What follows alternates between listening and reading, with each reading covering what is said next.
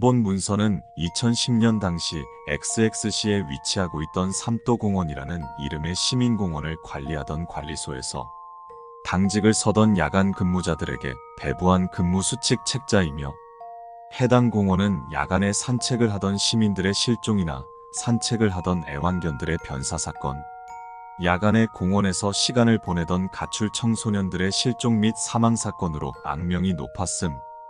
본 공원은 2021년도쯤에 폐장, 지금은 재개발 사업 단지에 포함되어 재개발 중. 해당 책자는 당시 해당 공원에서 공원관리원으로 근무하던 이모 씨에게 입수한 것임. 시민의 쉼터, 시민의 놀이터, 삼도공원. 해당 책자는 삼도공원관리소 소속 직원들에게 배부한 야간 당직자 전용 근무 수칙 책자입니다. 야간 당직 근무 시간은 18시부터 2길 08시까지입니다. 주간 근무자의 출근이 지연될 경우 2길 07시 30분까지 연락을 드릴 테니 퇴근 시간이 되시면 관리소 문을 잠그고 퇴근하셔도 좋습니다. 매일 밤 자정, 관리소 사무실 1번 전화기에 걸려오는 전화를 받지 않으셔도 괜찮습니다. 근처 거주하는 치매 환자가 사무실로 전화를 거는 것입니다. 굳이 받아서 응대하지 않으셔도 괜찮습니다. 가끔 가출 청소년들이 어린이 놀이터에 설치된 벤치나 정자에 누워서 취침을 취하거나 음주를 즐기는 경우가 있습니다. 집으로 돌려보내시거나 경찰을 불러 해산시키십시오. 본 공원은 애완동물 출입 시 제압이 가능한 사이즈의 목줄, 입마개, 배변 봉투를 필참해야 합니다. 또한 본 공원은 유기묘들에게 먹이를 주는 행위를 일체 금합니다. 당직 근무자는 매 근무일자마다 근무일지를 작성해야 합니다. 당직 근무자는 당직 근무 중 3시간에 한 번씩 공원 내부 부지를 순찰하는 것이 주 업무 중 하나입니다. 다만 때에 따라서 안개가 짙게 끼는 밤에 순찰을 나가야 할 텐데, 그때는 근무 시간 통틀어 단 한 번의 순찰만 이행해도 충분합니다. 순찰 코스는 다음과 같습니다. 관리소 정문, 어린이 놀이터, 산책길, 공중화장실, 배드민턴장, 농구장, 2번 산책길, 연못, 산책길, 어린이 놀이터 관리소 후문. 순찰 시 챙겨야 할 비품으로는 손전등, 경광봉이 있습니다. 다만 안개가 짙게 끼는 밤에는 당직 근무 일지 앞 표지에 부적이 접혀 있을 겁니다. 그 부적을 가지고 순찰을 나가십시오. 목이 마를 수 있으니 관리소에서 꼭 생수를 챙겨가세요. 안개의 밤에서 당신이 먹거나 마실 수 있는 건 없습니다. 순찰 시작 전에 출발 시간을 제대로 기록해 주세요. 관리소 사무실에 디지털 벽시계가 비치되어 있습니다. 안개의 밤이 찾아온 공원은 지금까지 당신이 근무한 공원이 아닙니다. 순찰의 만전을 기하십시오. 이런 밤에도 당신이 순찰을 나가야 하는 이유는 단순히 공원의 안전이 아니라 당신이 저쪽의 사람이 아니라 이쪽의 사람이라는 것을 증명하기 위한 행위입니다. 안개에 아무것도 보이지 않아도 괜찮습니다. 순찰 코스에서 이탈하지 않는다면 안전하게 이쪽으로 돌아올 수 있을 것입니다. 그렇게 설계되어 있는 공원입니다. 다만 순찰 코스를 이탈한다면 그 안전은 장담할 수 없습니다. 안개의 밤을 순찰할 때 어린이 놀이터에 아직도 술판을 벌이는 비행 청소년들이나 자고 있는 청소년들이 보인다면 무시하십시오. 그것들은 당신을 속이기 위해 이쪽의 풍경을 거짓으로 재현하는 경우가 종종 있습니다. 만에 하나 그 안개 안에 진짜로 정말 사람이 있다고 하더라도 이미 구하기엔 늦었습니다. 안개의 밤을 순찰할 때 마주치는 인물, 형체, 괴이체, 그 어떠한 것을 마주치더라도 그들과는 대화를 삼가하는 것이 원칙입니다. 그 어떠한 것과도 섣불리 대화를 나누거나 교류하지 마십시오. 당신이 그것들을 인식하는 순간 그것들 또한 당신을 인식할 수 있다는 걸 명심하십시오. 당신이 그것들에게 관심을 가지는 순간 그것들 또한 당신에게 관심을 가질 것이며, 당신이 그것들을 만지려는 순간 그것들도 당신을 만질 수 있습니다. 그것은 근무자 개인에게는 절대 바람직한 상황이 아닙니다. 산책길 초입에서 빨간 두건을 뒤집어 쓰고 있는 노파는 당신이 노파에게 관심을 가지지 않았더라도 당신에게 팥죽이나 수수팥떡 따위를 권할 것입니다. 정중하게 사양하고 절대 드시지 마십시오. 안개의 밤 안에서는 당신이 먹을 수 있는 음식은 관리소에서 챙겨온 생수밖에 없습니다. 산책길 중간에 마주치는 국방색 야상을 뒤집어 쓰고 있는 남성을 보고 계신다면 역시 지나치십시오. 남성은 몹시 바쁜 사람이며 자신의 일이 방해받는 것을 정말로 매우 싫어할 것입니다. 농구장에서 들려오는 함성 소리와 노래 소리, 그리고 취객이 내는 듯한 주정 소리를 주의하십시오. 그것들은 매우 장난기가 심하며 당신이 관심을 가지지 않아도 당신을 인지할 수 있는 존재들입니다. 그 장난들 모두 당신을 해칠 의도는 없지만 당신을 괴롭게 하기는 충분할 것입니다.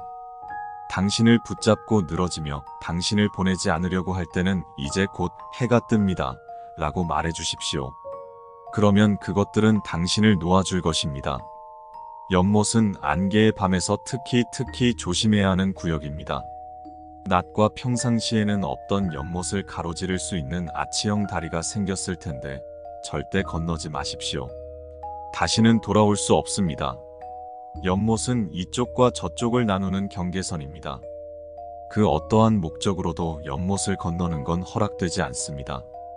다시 한번 말하지만 그렇게 설계되어 있는 공원입니다.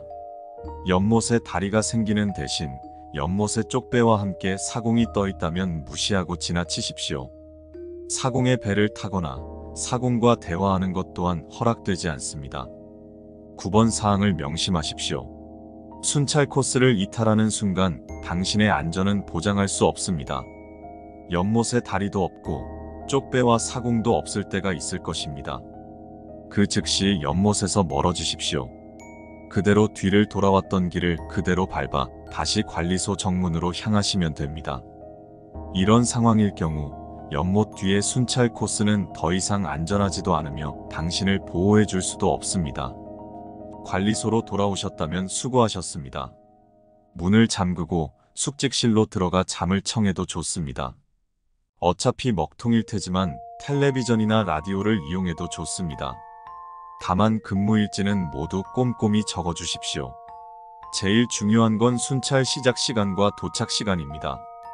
7번 항목에서 말했던 것처럼 관리소 사무실에 디지털 벽시계가 비치되어 있습니다. 근무일지 밑에 자신의 계좌번호를 입력하여 주십시오. 안개의 밤은 특별 근무 수당이 따로 주어집니다. 최대 12시간 안에 특별 근무 수당이 지급될 것입니다. 안개의 밤은 일주일에 한 번일 수도 있고 한 달에 한 번일 수도 있는 등 그 주기가 매우 불규칙합니다. 갑작스런 안개의 밤에 당황하지 말고 근무 수칙을 성실히 준수하여 주시면 안전할 것이라는 것을 본 관리소는 보장합니다. 다시 한번 말씀드립니다. 설계된 공원이고 설계된 순찰 코스입니다. 근무 수칙은 이것으로 끊겨 있다. 근무 수칙을 매각한 이모 씨와의 대화 녹음본을 준비했다. 이모 씨가 대화를 원치 않아서 인터뷰는 최대한 짧게 마련되었다. 우선 삼도공원에 근무했을 때 당시 소감을 말씀해 주시죠. 그렇게 나쁜 일자리는 아니었습니다. 주말에도 종종 근무할 때도 있었지만 어쨌거나 주 5일은 꾸준히 지켜줬고 월급도 밀리지 않고 꼬박꼬박 넣어줬고 배운 것 없고 꾸준하고 성실하게 일하는 것밖에 모르는 저에게 제법 괜찮은 일자리였다는 건 분명한 사실이죠. 그럼 어째서 그만두게 되신 건지. 저는 제가 그만둔 게 아닙니다. 공원이 문을 닫은 거죠. 공원이 문을 닫은 이유를 알고 계십니까? 제 개인적인 생각입니다만 그 당시 이상한 오컬트닉 괴담이니 열풍이 일면서 여러 사건들이 일어났지 않습니까? 귀신이 나온다던 아파트도 인터넷 뉴스에 나온 적 있고 어떤 제약회사에서 인체 실험을 했다더라. 뭐라더라. 뭐 여러 가지 헛소문들도 많았고 이 공원도 그런 측면에서는 자유로울 수는 없지 않았나 싶습니다. 그리고 그때 태풍 온 적 있었던 거 기억나세요? 그때 태풍주의보 났었던 그때 산사태 나서 공원이 다 망가졌었거든요.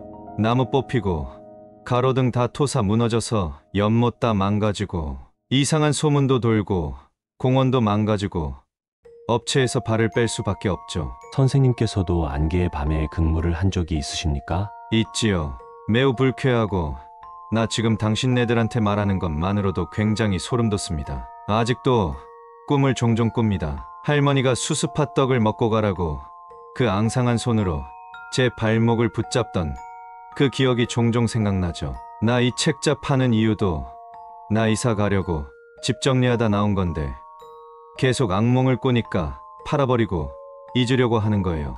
그런데도 그 자리에 계속 근무하신 이유가 뭡니까? 뭐 거기서 보는 그런 것들보다 무서운 건 당장 내일 애들 엄마한테 보내야 하는 양육비인 거죠. 흔한 이유입니다. 일하다 보면 다 둔감해집니다. 거기 보면 알겠지만 제일 많이 말하는 게 수칙대로 하면 절대 안전하다는 거고 그건 맞는 말이었습니다. 그대로만 근무하면 건당 80만 원 가까이 수당으로 턱턱 꽂히는데 마다할 사람 없죠. 저 말고 근무하던 사람들 다 그랬습니다. 누구는 이혼해서 돈 붙여야 하는 사람, 누구는 자식 새끼 희귀병 걸려서 치료비로 허리 휘는 사람, 누구는 소년가장이었고 누구는 기러기 아빠 등등 다 절박한 사람들이었습니다. 마지막으로 한 가지 특별히 생각나는 점 말씀해 주실 수 있으시겠습니까? 그 사람들 문 닫을 때 다 낡아빠진 근무일지도 꼼꼼하게 다 챙겼던 거? 아니, 그런 거 다 말이 문서지. 이미 다 전산화해놨을 거거든요. 이미 그거 쓰레기예요. 그 일지들이나 종이 뭉치들 다 쓰레기라고. 이미 전자화돼서 저장 끝났으니 종이 문서들은 파쇄하거나 소각하는 경우가 다반수인데 그걸 전부 다 챙겨놓더라고요. 그리고 굳이 하나 더 꼽으라면 지금 와서 생각해보면 무섭다라는 느낌보다 불쾌하다라는 느낌이 강했던 것 같아요. 너무 수칙이 지나치게 자세해서 그런가? 이대로 움직일 수밖에 없는 내 의사와 상관없이 정해진 길만을 반드시 걸어가야 하는 느낌이 들어서가 아닐까 싶긴 하네요. 왜 그런 거 있잖아요. 꼭두각시나 실험실의 쥐가 된 기분. 아무튼 다시 생각하기에는 싫은 기억입니다. 녹음 파일 종료. 해당 공원을 관리하던 위탁업체 주식회사 삼도는 2023년 현재 폐업한 것으로 추정. 해당 지자체에 문의해봤으나 별다른 소득은 없었다. 이모 씨는 추가적인 질문에 이제 더 이상의 연락은 삼가해 주셨으면 한다고 정중히 거절하고 있다.